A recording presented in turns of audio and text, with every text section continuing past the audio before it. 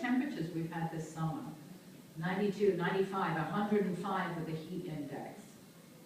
If you don't have a safe place to be, a place to get out of the cold, the heat or the cold in the northern climes, your body is undergoing stresses that you can't even imagine.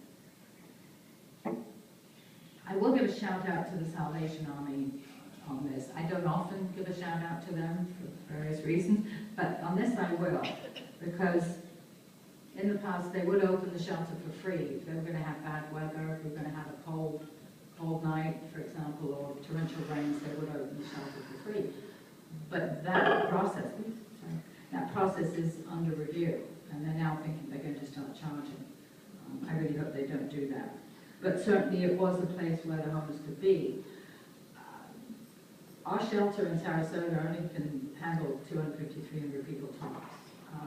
The number of homeless in Sarasota County, just in North County alone, around the city and the unincorporated parts, I would put it around 2,000. So we have a big shortfall.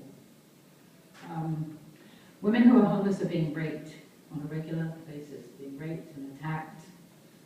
Just ask Valerie Guillory of Trinity Without Borders, because she's working with them in the trenches. And she's forever taking these poor women to the emergency room for treatment. I spoke with the executive director at Spark yesterday, and she was telling me that a lot of the people that they see at Spark, which is a safe place, the crisis center, are homeless women. One of the ladies you'll see up here has a traumatic brain injury. She receives a disability check every month.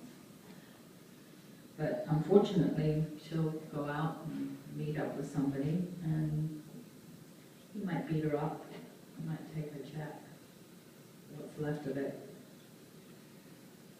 My objective today is to try and help you see that our homeless really are real people, just as I said at the beginning of my talk. They really do deserve our dignity, our respect, and they do deserve dignity. And we need to make sure, we demand it for ourselves, so why shouldn't they get it too? One catastrophic illness can put you out of your home. It occurred to me. One job loss, serious accident, serious anything can find you out in the streets. I've met many, many kind souls in my work with the homeless who've seen their dreams ebb away as they lost everything. In the end, they've succumbed to their condition and depression, because anything as traumatic as a catastrophic illness or a serious accident causes a person to grieve for the loss of the life that they once had. We think of grief as only being when we lose somebody, when somebody dies, but it can actually happen when we lose something that we held really dear, like the stability that we had in our lives, like our jobs, like our homes, like our families. When that goes, we grieve, and depression sets in. There's a thing called learned helplessness. It's a state when a person consistently exposed to the same abuse or the same pressures, like being without resources, eventually they give up hope and think things will never ever change. And even when they're offered a chance to maybe change things, they don't believe it's ever going to help them again. I want to tell you a story. You talk about learned helplessness. I want to tell you a story about Krista. She's the lady in the orange jumpsuit you'll see there. And this story is important to me because I went to visit her in the jail. I went to interview her there in the jail. She's a classic example of what can go wrong in a woman's life. This woman has seen things and done things that none of us could even want to imagine. She's become so beaten down and feels so unworthy and so undeserving of love or hope. From the age of 8, she was sexually abused by her brothers. Her father was an alcoholic and her mother a codependent. They had a good business, actually. It would provide produce to Publix, but most of the profits went to drinking and partying. She wound up parenting her siblings, her younger siblings, from the age of 8. She was cooking for them, cleaning for them, and bathing the other children. She got beaten if she messed up. And despite the awful home life, Krista actually thrived in school. And she began training with the Public Defender's Office in Bradenton when she was still in high school. But by the time she was 17, the sexual assaults by her brothers had become so traumatic, she ran away. She was on the streets. Up until that point, she'd never drunk or done drugs, but she got involved with an older man who turned out to be an escaped convict. She had a child, but the baby died. She was born with significant birth defects. The boyfriend ended up burglarizing the next door's house and used her car as his getaway. Guess who got thrown into jail because of it? She did. She went to prison for 6 years.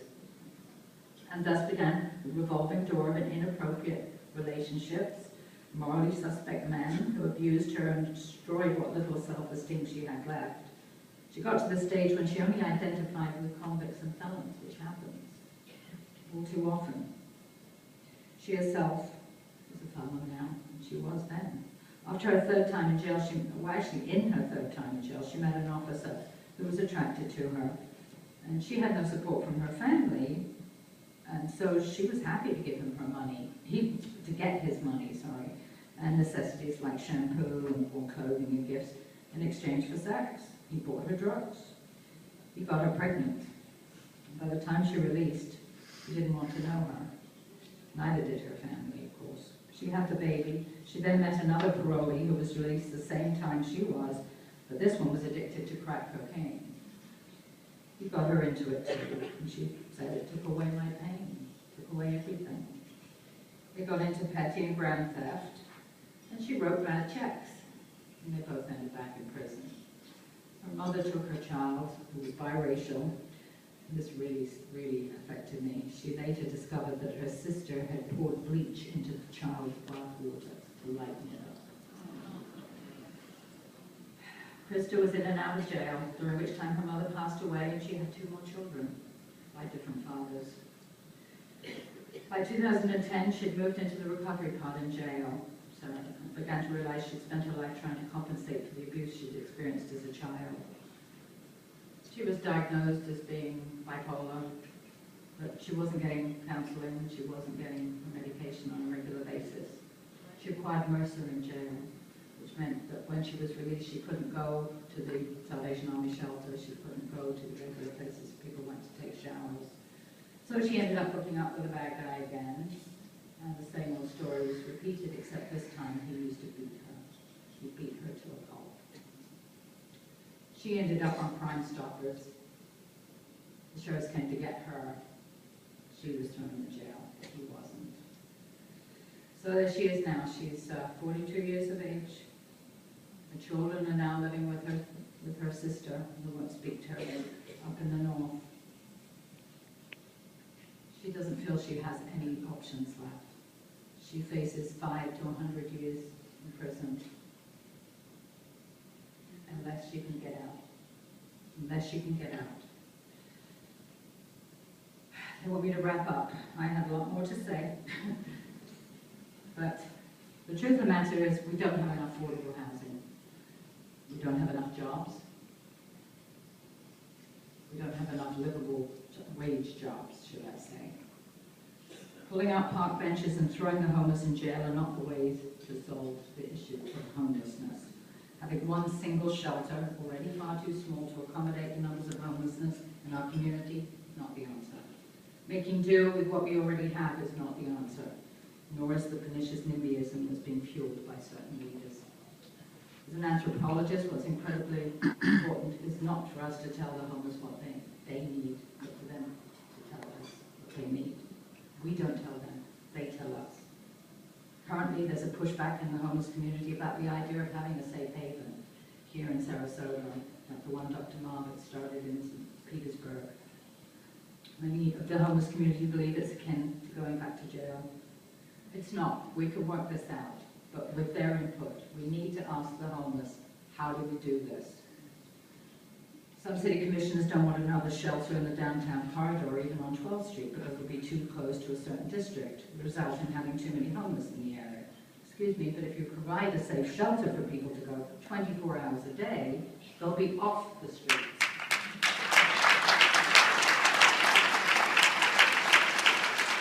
Where they go during the day. You know, they need to be somewhere safe where they can have services. City residents get upset with so many disenfranchised wandering around. So let's get them a place where they can be.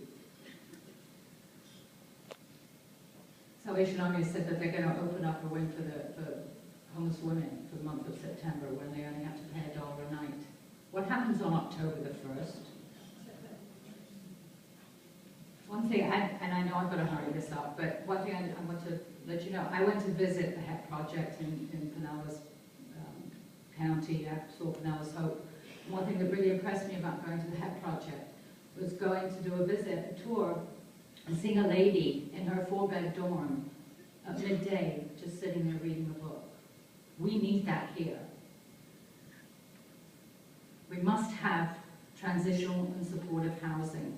Valerie Guillory at Trinity Without Borders has a plan for her property she calls Sanctuary of Sarasota to provide single women and families with just this type of housing. We need to be supporting her, not fighting her at every turn. She's part of the solution, people. Let's help her and help those who are so very, very, very vulnerable, keeping women out of harm's way, getting them case management, job skills training, and other services. They'll help them get back on their feet. It's a good thing. There's still vacant property in this city. It needs to be acquired and converted into old-fashioned boarding houses, helping people get back on their feet. The Star Consortium are trying to do that with wraparound services. Case management is going to be the glue that keeps us all together.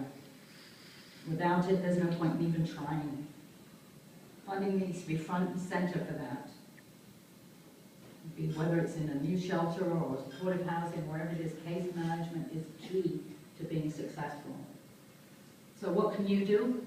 It's time to dig deep and start financially supporting the agencies that are in the trenches with the homeless, like Trinity Without Borders, like the Galvano Center, like Center of Hope in Venice. Jewish Family and Children's Services are providing services now for homeless vets. You can help them. Suncoast Partnership to End Homelessness. Ask them how your money can best be spent. Volunteer Community Connections. Ask them to help put you somewhere where you can help the homeless in the community. Because not everybody has money. I know. That's why I give up my time and my skills. We all have something we can contribute to this.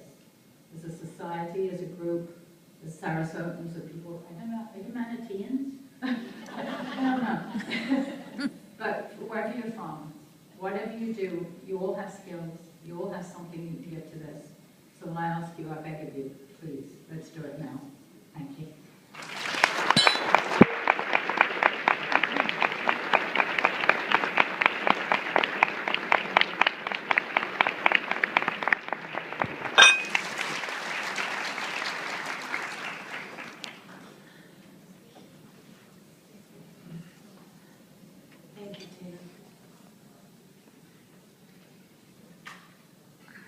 Monday is the actual 93rd anniversary of the ratification of the 19th Amendment that gave women in America the right to vote.